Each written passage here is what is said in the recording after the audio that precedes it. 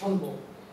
এক নম্বর কথা, রোজা থাকা অবস্থায় দিনের বেলায় যদি কেউ স্বামী স্ত্রী যৌন মিলন করে তার রোজা নষ্ট হয়ে যাবে, এক নম্বর রোজা ভঙ্গের কারণ। তবে এই স্বামী স্ত্রী যৌন মিলন যদি দুইজনের সম্মতিতে হয়, স্বামীও রাজি স্ত্রীও রাজি, এই অবস্থায় যদি হয় তাহলে দুইজনের ওপর কাফারা এবং কাজা আদায় করতে হবে। কথা বুঝলেন? আমি সংক্ষেপে বলি যে এর কাফারা কি এবং কাজা কি। এর কাফারা হলো যে আল্লাহ রাব্বুল আলামিনের কুরআনুল কারীমের আয়াতে দলিল রয়েছে, যেমন সূরা মুজাদালায় একটি আয়াত রয়েছে সেখান থেকে, এবং বুখারী মুসলিম শরীফে একটা হাদিস বর্ণিত রয়েছে। এর ভিত্তিতে এর কাফারা হলো যদি স্বামী স্ত্রী দুজনেই যৌন মিলন করে রমজান মাসে রোজা থাকা অবস্থায় দিনের বেলায়, তাহলে এর কাফারা হলো একজন কৃতদাসকে মুক্ত করতে হবে। একজন কি দাস মুক্ত করতে হবে। আর যদি এটাতে ক্ষমতা না পায় তাহলে একটানা লাগাতার 2 মাস রোজা রাখতে হবে। সিয়াম শাহরাইন মুতাতালিয়াইন আও মুতাতাবিআইন, যে 2 মাস লাগাতার রোজা রাখতে হবে। কটা রোজা নষ্ট হওয়ার কারণে? একটা। এবং কাকে? স্বামী এবং স্ত্রীকে, যদি দুইজনের সম্মতিত হয়। আর যদি সেটাও তার পক্ষে সম্ভব না হয় তাহলে 60 জন মিসকিনকে খাওয়াতে হবে। এটা 60 জন মিসকিন খাওয়াতে হবে। কয়জন? 60 জন মিসকিনকে খাওয়াতে হবে। সূরা মুজাদালার 1 থেকে 3-4 নম্বর আয়াত এবং বুখারী শরীফের 1337 নম্বর হাদিস, মুসলিম শরীফের 1111 নম্বর হাদিসে এই কাফারাগুলি বর্ণনা করা হয়েছে। সম্মানিত বন্ধুগণ, তাহলে যদি স্বামী রাজি স্ত্রী রাজি ছিল না, এমন অবস্থায় যদি স্বামী জোরপূর্বক স্ত্রীর সঙ্গে ব্যবহার করে, সেক্ষেত্রে কি?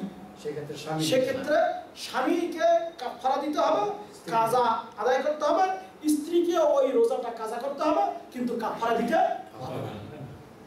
স্ত্রীর জন্য কাফারা হবে না, কারণ সেটা ছিল মুখরে, সে অপারক ছিল, কিন্তু তারও যদি কিছুটা মন ছিল হ্যাঁ ঠিক আছে চলুক, তাহলে কিন্তু ভাই সমস্যা। আচ্ছা, এই ব্যাপারে একটা হাদিস এসেছে। রাসূলুল্লাহ বলেন সাল্লাল্লাহু আলাইহি ওয়াসাল্লামের জামানায় এক আরবি, একজন অভাবী মিসকিন মানুষ, সে দিনের বেলায় রোজা থাকা অবস্থায় তার স্ত্রীর সঙ্গে যৌন মিলন করেছে। আল্লাহ নবী সাল্লাল্লাহু আলাইহি ওয়াসাল্লামের কাছে এসে বলতেছেন, ইয়া রাসূলুল্লাহ, হে আল্লাহর রাসূল সাল্লাল্লাহু আলাইহি ওয়াসাল্লাম, হালাকতু, আমি তো ধ্বংস হয়ে গেছি। কাল, আল্লাহ নবী বললেন, মালা, কি হয়েছে তোমার, ব্যাপারটা কি, বলো শুনি। তখন তিনি বললেন, ওয়াকাতু আলা ইমরাতি ওয়া আনা সাইম, আমি রোজা থাকা অবস্থায় আমার স্ত্রীর সঙ্গে যৌন মিলন করেছি। এই কথা বললেন কে? একজন গ্রাম্য অভাবী মিসকিন মানুষ, সে দিনের বেলায় রমজানে রোজা থাকা অবস্থায় দিনের বেলায় তার স্ত্রীর সঙ্গে কি করছে? যৌন মিলন করেছে। তখন রাসূলুল্লাহ সাল্লাল্লাহু আলাইহি ওয়াসাল্লাম বললেন, তাহলে হাল তাজিদু রাকাবাতান তু'তিকুহা, তোমার কি ক্ষমতা আছে একজন দাস মুক্ত করার?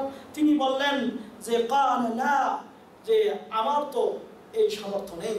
কাল, আল্লাহ নবী সাল্লাল্লাহু আলাইহি ওয়াসাল্লাম আবার প্রশ্ন করলেন, হাল তাস্তাতি আন তাসুমা শাহরাইন মুতাতাবিআইন, তোমার কি ক্ষমতা আছে 2 মাস লাগাতার রোজা থাকার ক্ষমতা আছে? কাল, এই সাহাবী বললেন, না সেটা তো আমি পারবো না। তখন আল্লাহ নবী বলেন, হাল তাজিদু ইতআম 60 মিসকিনা, তুমি কি 60 জন মিসকিনকে খাওয়াইতে পারবে? এমন করে তিনি আবার প্রশ্ন করলেন। কাল, এই সাহাবী বললেন, না সেটাও তো আমি পারবো না। কাল, তখন আল্লাহ নবী সাল্লাল্লাহু আলাইহি ওয়াসাল্লাম বলেন, ইজলিস, তুমি বসো।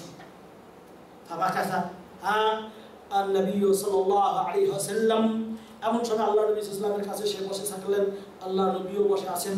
এমন সময় বাইনামা নাহনু আলা যালিক আতা আন-নবী সাল্লাল্লাহু আলাইহি ওয়াসাল্লাম বি'ইরকাত ফীহি তামার, এমন সময় আল্লাহ নবী সাল্লাল্লাহু আলাইহি ওয়াসাল্লামের কাছে এক সাহাবী কিছু খেজুরের ঝুড়ি নিয়ে উপস্থিত। খেজুর নিয়ে কি উপস্থিত, এবং তিনি বললেন যে আইনা সাইল, কই ওই যে ব্যক্তি প্রশ্ন করেছিল সেই ব্যক্তিটা কই?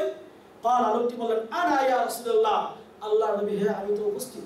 আল্লাহ নবী তাকে বললেন, এই যে খেজুরগুলি দেখতেছো, খুয হাযা ফাতাসাদ্দাক বিহি, এইগুলো নিয়ে যা সদকা করো, যাও। কি করো? দান খয়রাত করে দাও। তখন এই সাহাবী ফাকাল রাজুল, লোকটি বললেন আ'লা আফকার মিন্নি ইয়া রাসূলুল্লাহ মা বাইনা লাবিতাইহা ইরিদুল বলতেছে, হে আল্লাহর নবী, এই যে এলাকা আছে, এই দুই এলাকার মাঝখানে আমার চেয়ে গরিব মানুষ আরো কি কেউ আছে? কথা বললেন না যে আমার চেয়ে গরিব মানুষ আরো কি কেউ আছে? এমন করে আল্লাহ নবী সাল্লাল্লাহু আলাইহি ওয়াসাল্লামকে যখন বললেন, তখন তিনি বললেন যে ফাজাহিকান নবী সাল্লাল্লাহু আলাইহি ওয়াসাল্লাম হাত্তা বাদাত আনিয়াবু। আল্লাহ নবী সাল্লাল্লাহু আলাইহি ওয়াসাল্লাম তার এই কথা শুনে নবী করিম সাল্লাল্লাহু আলাইহি ওয়াসাল্লাম এমন করে হেসে গেলেন যে তার দাঁত পর্যন্ত বের হয়ে গিয়েছিল। এমন সময় আল্লাহ নবী সাল্লাল্লাহু আলাইহি ওয়াসাল্লাম তাকে বললেন, ঠিক আছে তাহলে এক কাজ করো, আতইম আহলাক, যাও তোমার পরিবার পরিজনকে যা খাওয়াও। বলেন সুবহানাল্লাহ। এটাও এই বুখারী এবং মুসলিম শরীফের হাদিস। সম্মানিত বন্ধুগণ, এই হাদিসটি থেকে যেটা আমরা বুঝতে পারলাম যে সেটা কি, কাফারা অবশ্যই দিতে হবে।